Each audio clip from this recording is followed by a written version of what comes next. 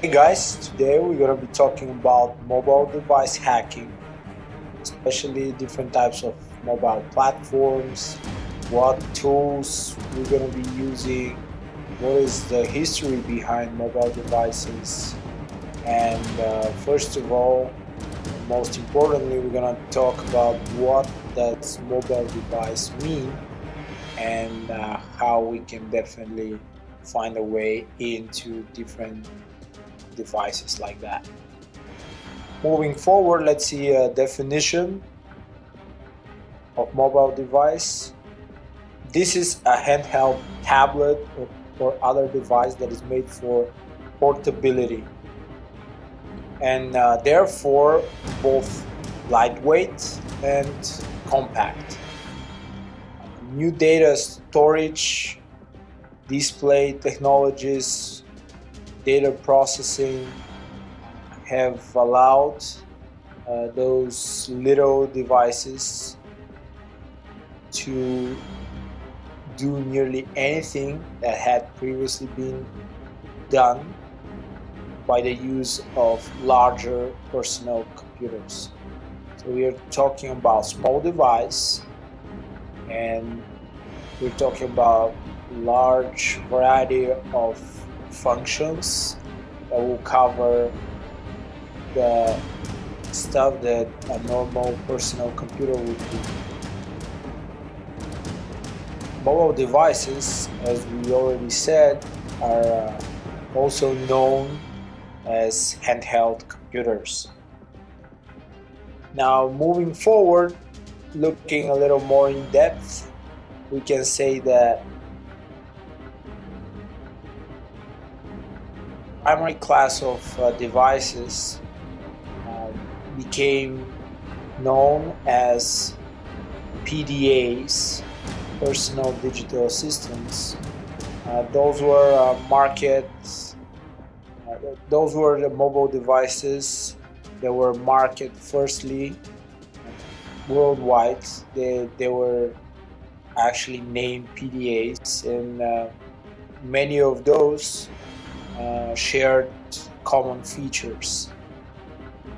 Those features include touchscreen interface, color display, linking to email and desktop programs, access to wireless platforms, and etc.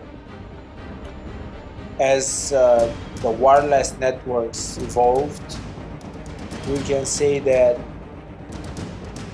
makers, the huge companies, started to offer different class of such devices, mobile devices, and they were called smartphones.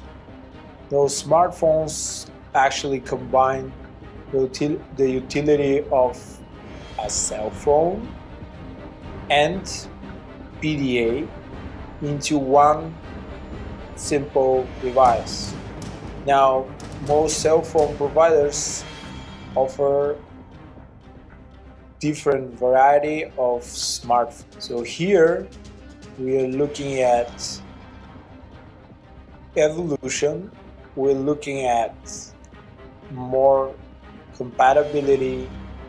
These days you have the ability to do everything from your smartphone directly once you get hooked up to a wireless network, or you're using mobile data, just or home Wi-Fi, company Wi-Fi, whatever it is. You just hook to the internet and you can do all kinds of stuff. You can actually install different hacking Linux-based distributions or tools that will actually allow you to use mobile device such as tablet for ethical hacking engagement, for example. And you can use your phone. There are plenty of different tools, scanners, things that will help you get even a command line window just for running some stuff, checking stuff.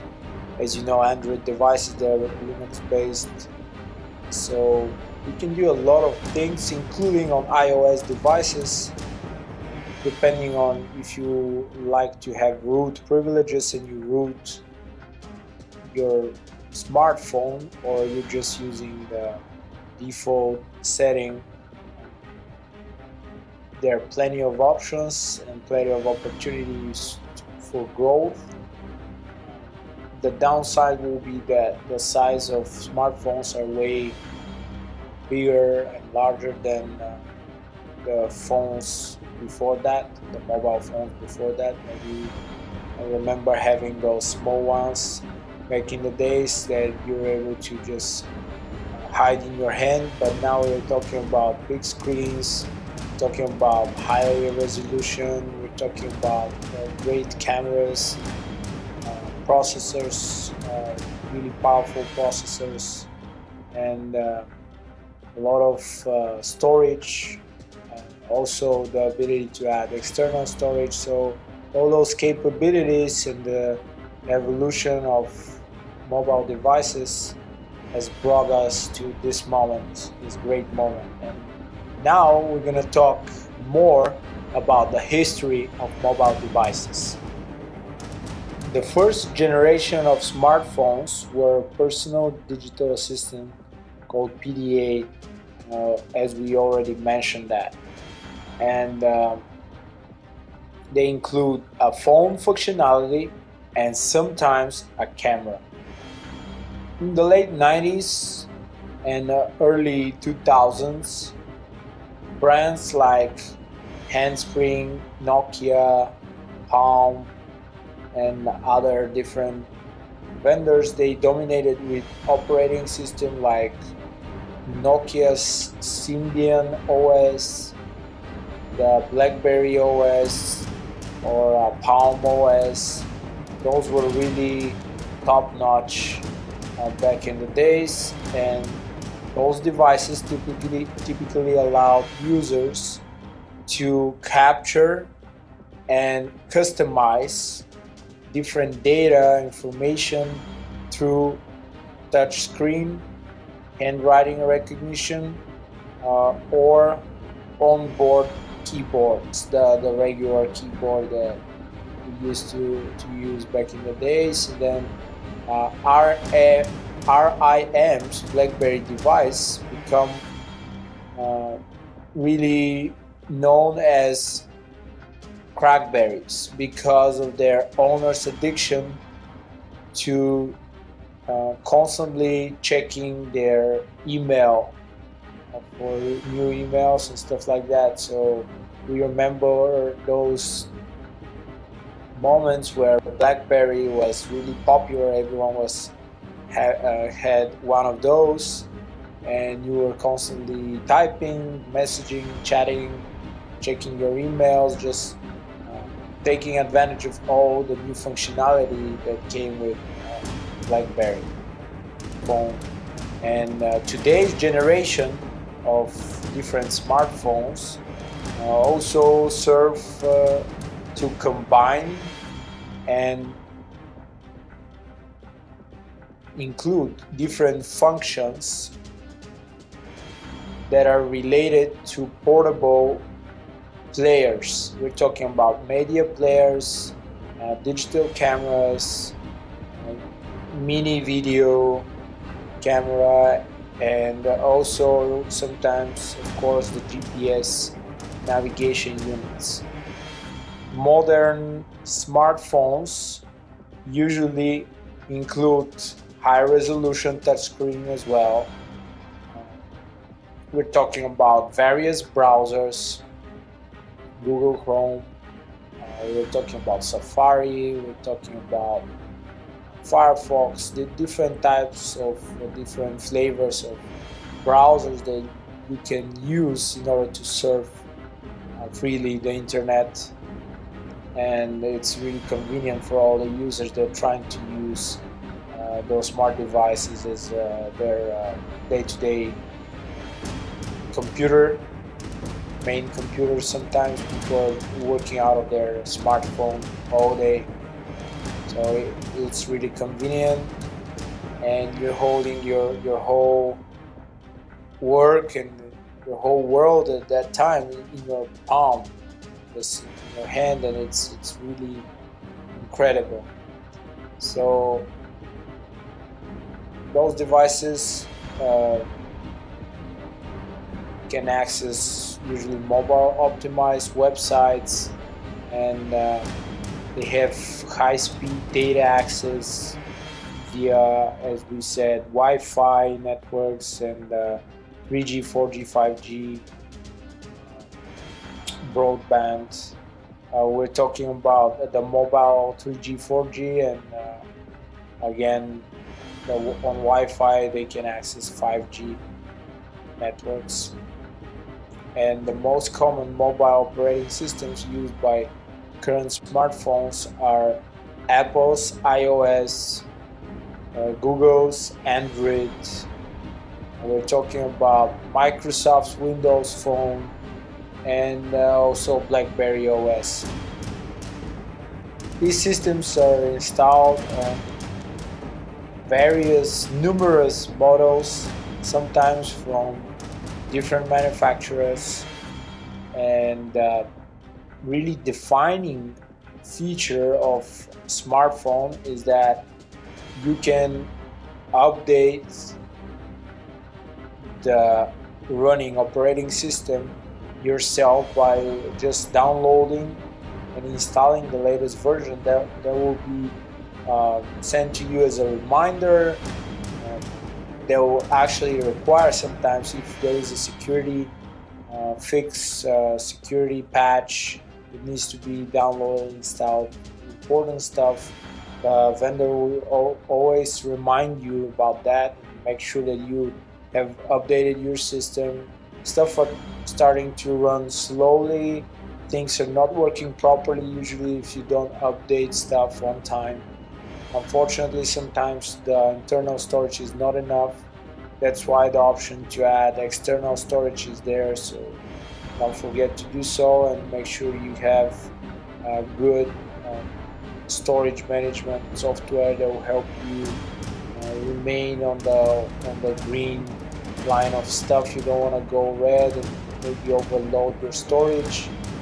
Maybe it's good to sanitize and sometimes have some time to check different pictures, unnecessary files, stuff that could be erased, and you can free some storage out. It's really easy when you have a lot of storage, but keep in mind that it will get full really quickly. And the smartphone manufacturers are really increasing their release cycles. They're ramping up stuff, and new phones are having really fast processors and new features, and they're usually released like with a blasting rate. We're talking about every other month, or maybe on a quarterly basis you have a new phone coming up. It has all those cool functions, and it's way better than the previous one. And even though you bought a new phone last year, this year your phone is not that great anymore. Stuff came out and they're way better. They have stronger processors, maybe they have better cameras, they have some cool new features in Outlook design. So keep that in mind. Don't be actually thinking that you can have the newest phone all the time, because this is really hard to maintain. It's not impossible, but in my opinion it's unnecessary to buy a new phone every other week or every other month. You can just stick to one that has all the needed functions. It will serve you a good job, and will serve you well, and it will make your work really efficient, and make sure you're keeping deadlines. You can talk to your loved ones, you can access internet, you can navigate yourself through the town really quickly, and make sure you're in a safe place and you can rely on such device. Now, newer smartphones are also offer different APIs, application programming interfaces, and SDKs, which stand for software development kits, for third-party developers in order to build and distribute applications that will extend the features and the actual abilities of the specific smartphone.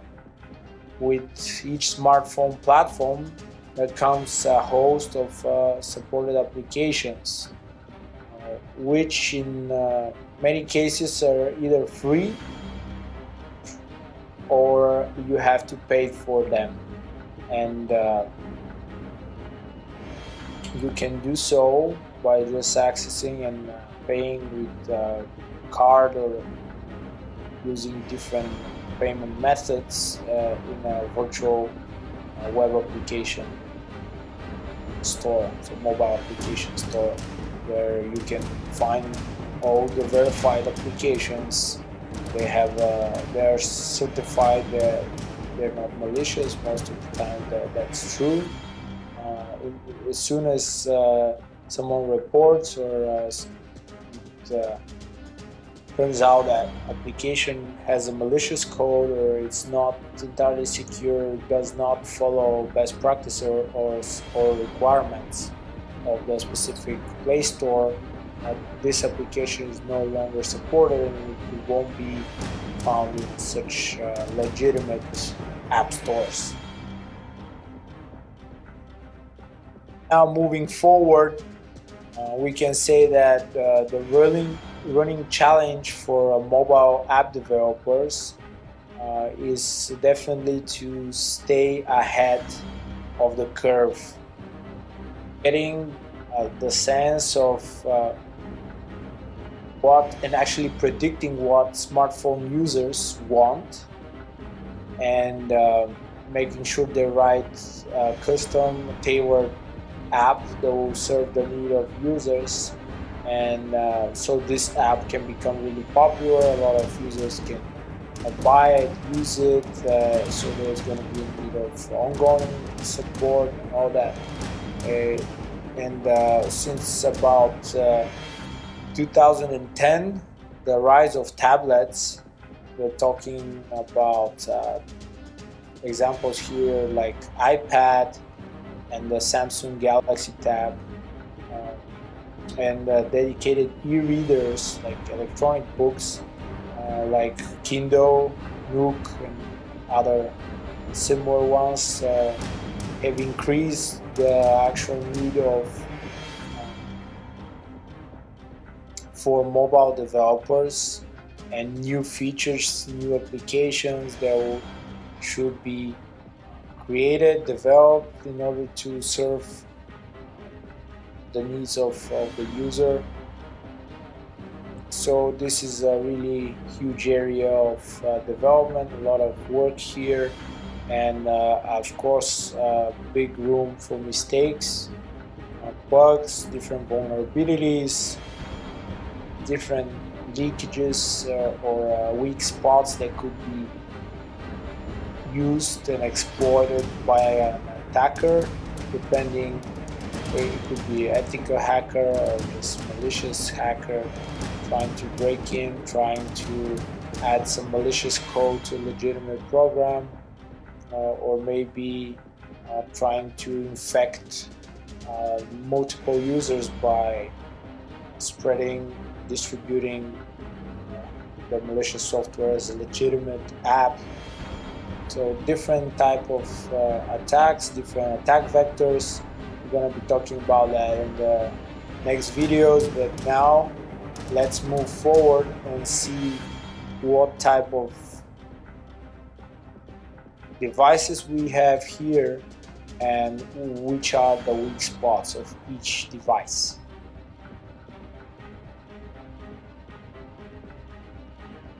So different types of mobile platforms.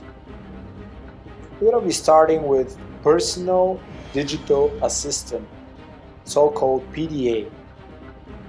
It's called also a pocket computer, and those are handheld devices that usually combine elements of computing, internet, telephone, and fax, and networking in a single device.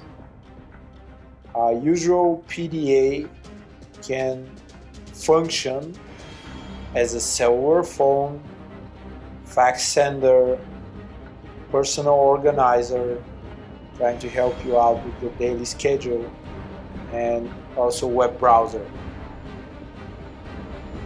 The difference between this and the portable computer is that the PDA began as pen-based, using a stylus rather than a keyboard for all kinds of input. And this means that they also incorporated handwriting recognition features. Some PDA can also react to voice input by using different types of voice recognition and various other technologies.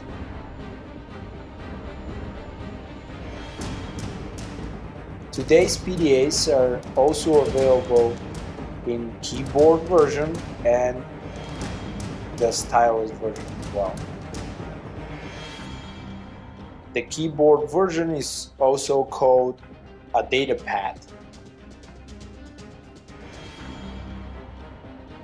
Those devices have been named obsolete because of the rise in popularity of smartphones and tablets, of course. But these days they still retain presence, and they are still used by some users, which means that there is also need for updates on regular basis, just maintenance and support for the different OS, which include in this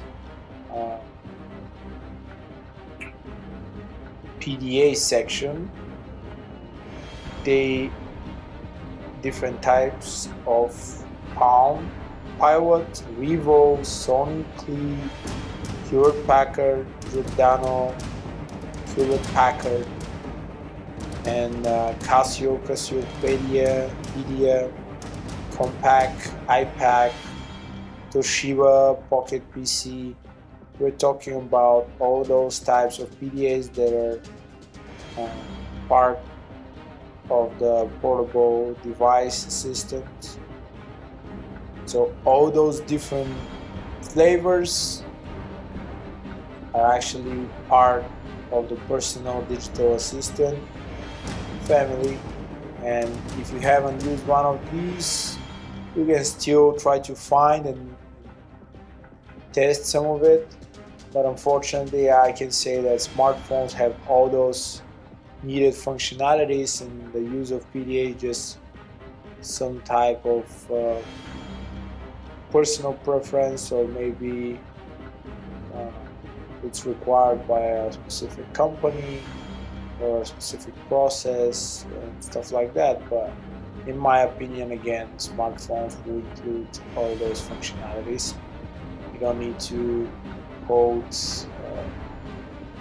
many different devices being able to do the same.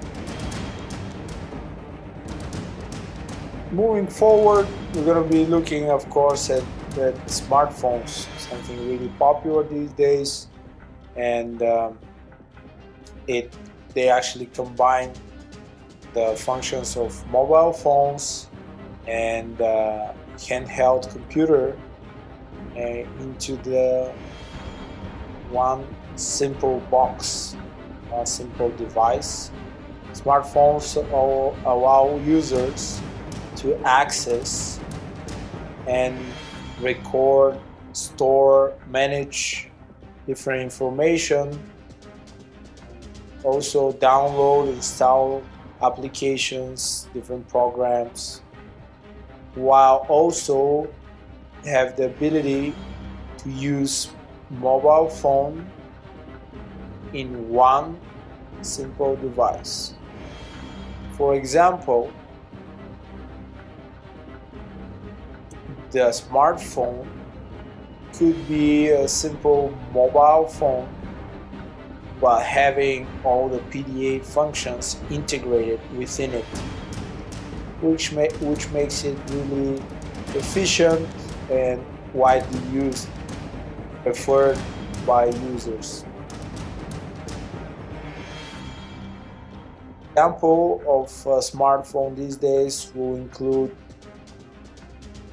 Samsung, Apple. We're talking about Samsung Galaxy, for example, or the iPhone, Apple's iPhone, Microsoft with Nokia Lumia, also Sony Ericsson, BlackBerry, Nokia. So many types, etc. Many types of different smartphone brands using some of the same technologies or same Linux-based, for example, OSs, but adding different functionality or different elements, just tailored it to their vision and the design of their smartphones. Again, the fundamental functions here and the fundamental development process of those devices are leading to one simple path, and all those brands are following that path. But again, talking about different problems and things that you could actually exploit, we can see that greater number of functionality brings greater number of security issues and potential vulnerabilities. But we're going to talk about that in a second. Moving forward, just looking into different types of mobile devices, we can say that tablets is the next big one, and tablets are actually evolution of the notebook computer with touchscreen, LCD screen, and this one could be utilized with fingerprints or with a stylus. So the handwriting with a stylus is digitized and can be converted to standard text, but it can also remain a handwritten text, which is pretty cool. And stylus can also be used to type on a pen-based key without key layout, where the letter keys are arranged in a different manner with different than the QWERTY keyboard.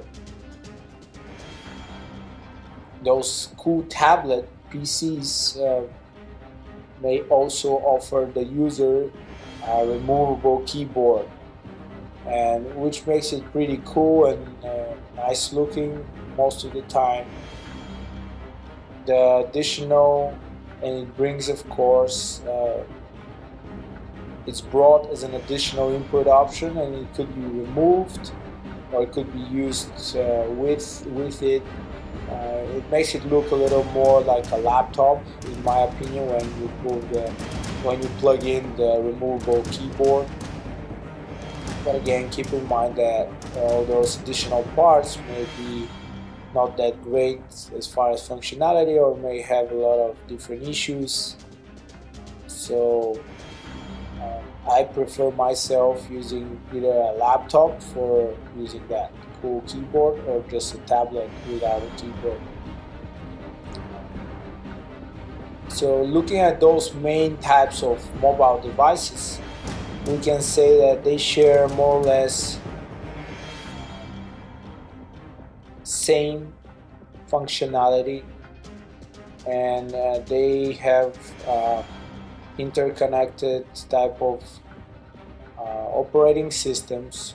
With tablets here we have for example, some of the same vendors just using different sub-brands or different names of that specific type of mobile device. We're looking at iPad for Apple, the Surface for Microsoft or Surface Pro, Samsung Galaxy Tab, the Samsung Nexus, the Kindle Fire HD, for example, Lenovo Yoga. It's just different brands here using the same basis. The vulnerabilities could be again caused by the App Store that they're using to download their applications from. On kernel level, there could be some vulnerabilities and some changes made in order to trick and make malicious processes invisible as shadow processes and make it almost impossible to find by a regular phone check. Even if you bring in your let's say iPad to Apple Store, they most likely won't be able to identify the problem since the malicious process is running like a shadow process, and its changes are made on kernel level and everything looks just perfectly fine. There has to be a really deep dive in order to identify some of those malicious viruses running on your mobile device. Another problem, of course, would come from all the browsers that you would use and the attachments that you're downloading from there, maybe files, music, whatever it is. There might be need for additional check before you download it to your mobile device, since these days mobile devices are sharing similar functionality as our desktop, laptops. The thread in front of them are almost the same. So you can also talk about the physical type of stuff, meaning someone has access to your mobile device. They maybe find a way to bypass the security passcode, or they maybe guess it, or they maybe know it already, so they're able to open the device, install some stuff. The function, the security control of Apple, for example, does not allow you to download anything or install it without proper verification first. So that makes it really hard for an attacker, even with the access to the device, to install something on it. Companies are actually coming up with newer and newer security protection mechanisms in order to prevent different exfiltration of sensitive data or just spying on people by their, let's say, ex loved ones, or maybe by other competitors, or just people who want to know what they're doing right now, or people who want to take advantage of them, maybe reflect their plans on a person's life and trying to destroy their personal life or their future. There's some horrible stories, and people came to me and my team. Sometimes we have to deal with such problems, try to help regular people to get their life back and being able to get back on track with their day-to-day duties. It's really hard one. you know that someone's trying to harm you and someone is trying to spy on you, and every move that you do using your mobile device, let's say, it could be fatal for your personal information, really sensitive data would be leaked out, or maybe someone can spy on you 24/7. So be cautious, make sure you update regularly your devices. You don't download anything outside of the regulated and certified app stores. You shouldn't be doing the root thing on your personal device for everyday use. You can buy one for testing and try to root that one, but keep in mind that option, if you don't have root privileges, it's because it's safer for you. In most cases, all the virus needs is actually root privileges in order to hide itself perfectly and have access to everything, all the needed permissions. So make sure you're not actually um, unlocking your phone using passcode while someone is looking at you. Uh, Use different type of biometrical recognition. Uh, Create sophisticated and complex passphrases, passcodes. Uh, just make sure you have the option to erase everything remotely if your phone gets lost. There are numerous softwares that do that for you. Manage your passwords properly. Don't write them down in a text file on your laptop or smartphone or whatever. Keep everything secure and encrypted. Uh, Pay attention to small details and you should be just fine. Thanks for watching this one, and we're gonna be moving forward with some mobile platform hacking fundamentals. Thanks for watching, guys. Stay tuned.